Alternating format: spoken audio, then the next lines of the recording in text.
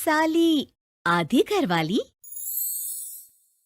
सिमरन की छोटी बहन विभा माँ के होते हुए भी सिमरन के ही पीछे लगी रहती थी। सिमरन, आ गई हो तो इसे खाना खिला दो। बोल रही है तुम जब तक नहीं खाओगी ये भी नहीं खाएगी। क्या है विभा, तुम खा लिया करो ना, मुझे ऑफिस से आने में देर हो जाती है। और कोई छोटी बच्ची तो हो नहीं तुम जो खाना भी नहीं खाती हो कि दीदी आएगी तो ही खाऊंगी। हाँ हाँ, छोटी बच्ची ही समझ लो। और एक बात, जब आपको पता है कि मैं आपके बिना नहीं खाती हूँ तो रोज रोज क्यों बोलती हो? अरे क्या है ये, दोनों बहनें कम माँ बेटी ज्यादा लगती हो। अरे दीदी की शादी हो जाएगी तब क्या करेगी बोल? जब होगी तब की तब देखेंगे। मैं तो दीदी के साथ ही रहूंगी हमेशा। दोनों की शादी ऐसे घर में कर देंगे जहाँ दो भाई हो। खैर, मामला आया गया हो जाता है। एक दिन सिमरन के पापा जब घर आते हैं। तुम लोगों के लिए अच्छी खबर है। वर्मा जी है ना मेरे दोस्त, उन्होंने सिमरन बेटी के लिए रिश्ता बताया है। बहुत अच्छा लड़का है, सिमरन को भी पसंद कर लिया है और कल वो लोग आ रहे हैं सिमरन को देखने अपने घर। सिद्धांत अपने माता पिता के साथ सिमरन को देखने आता है। उसे सिमरन अच्छी लगती है और शादी तय हो जाती है। सिद्धांत की माँ कहती है, अब तो हम लोग ले जाएंगे जल्द ही अपनी सिमरन को यहाँ से।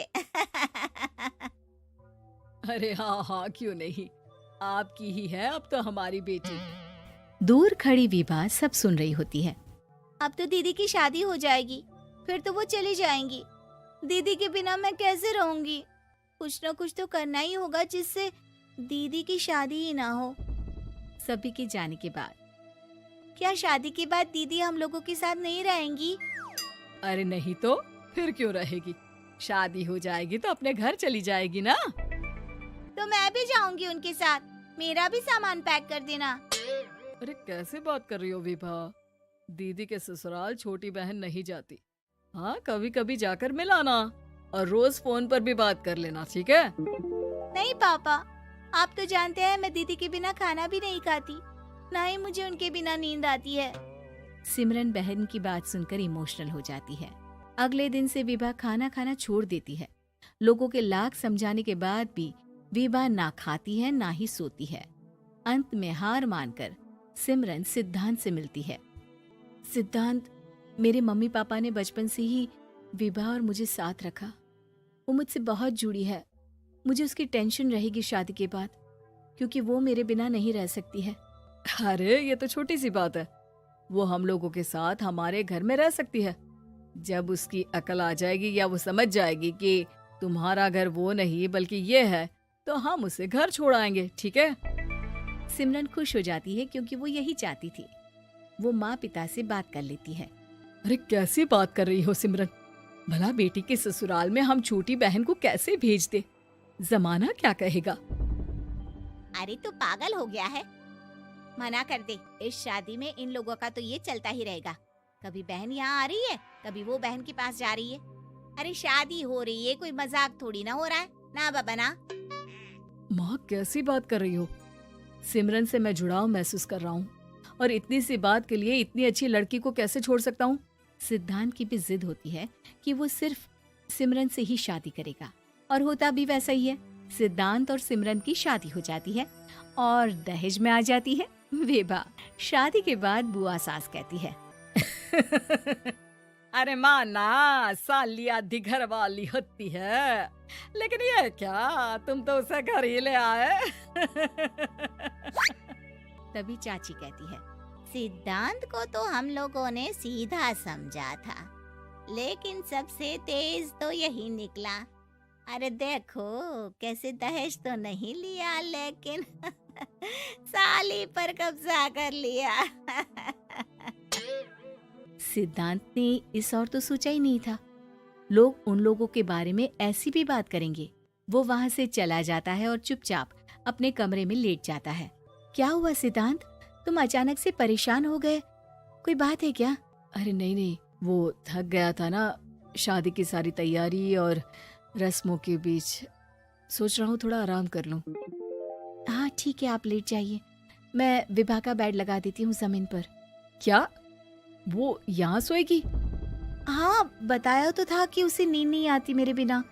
तो तुम आराम से लेटो ऊपर, हम लोग नीचे बिछा लेते हैं।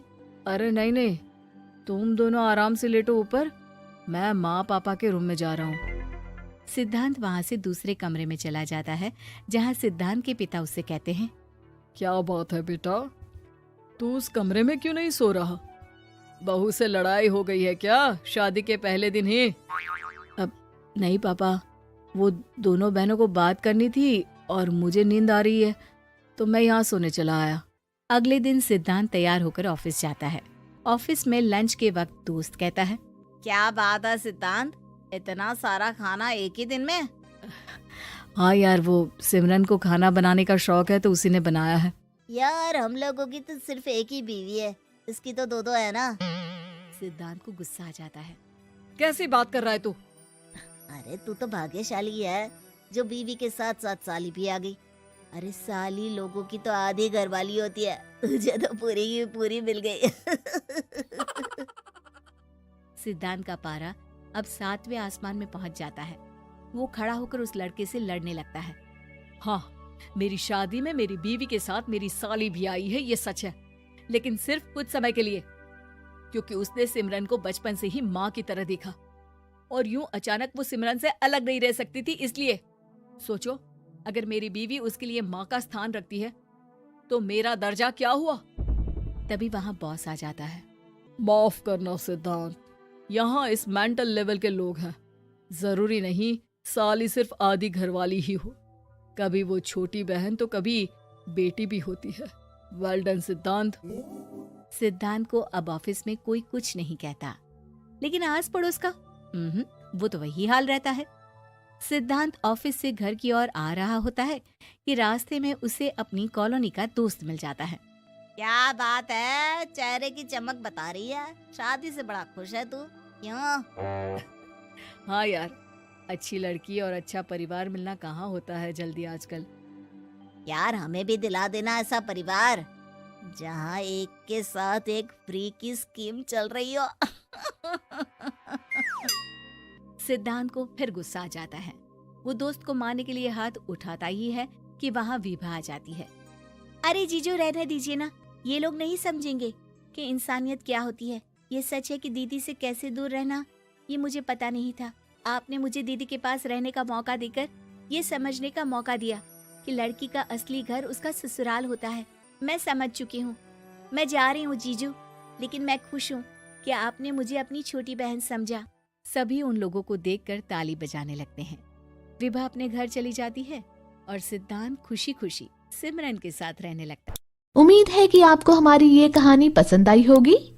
कृपया हमारे चैनल को सब्सक्राइब करें और सभी अपडेट्स के लिए बेल आइकन जरूर क्लिक करें। और हाँ, वीडियो लाइक और शेयर करना मत भूलिएगा। Bye bye.